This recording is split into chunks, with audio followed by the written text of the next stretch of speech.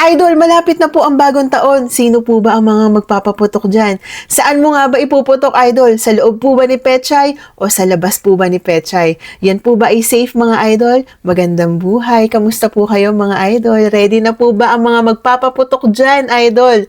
Ready na po ba? At marami na po ba ang mga reserba dyan, Idol? At makakailan nga ba kayong putok? Ingat po sa mga paputok, mga Idol. Okay po ba?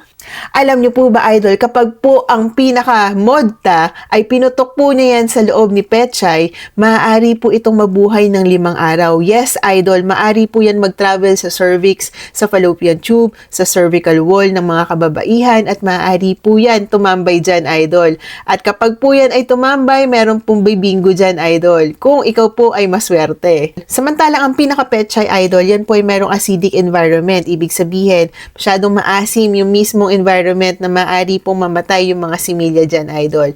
Kaya pong mabuhay ng mga itlog po ng mga kababaihan sa loob ng 12 to 24 hours. So, kung meron kang isang araw dyan, Idol, yung 5 araw po na maaring tumambay yung similya dyan, Idol, yun lamang po yung mga nabubuhay, yung mga sumisipang similya, Idol.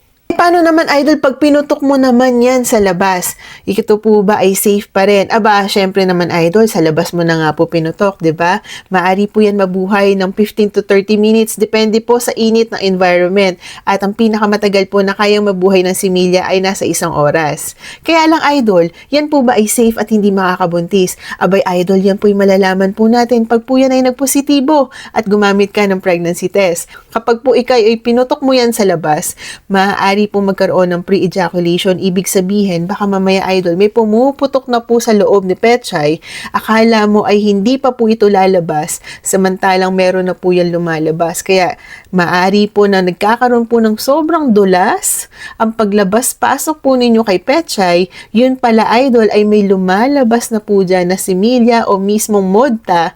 Mag-ingat po tayo sa mga paputok, Idol, at mag-ingat yung mga Pechay po na puputukan. Yun lamang po, Idol. Happy New Year! Magandang buhay! Please don't forget to like, share, and follow me for more videos. Putukan na, mga Idol! Bakbakan na po!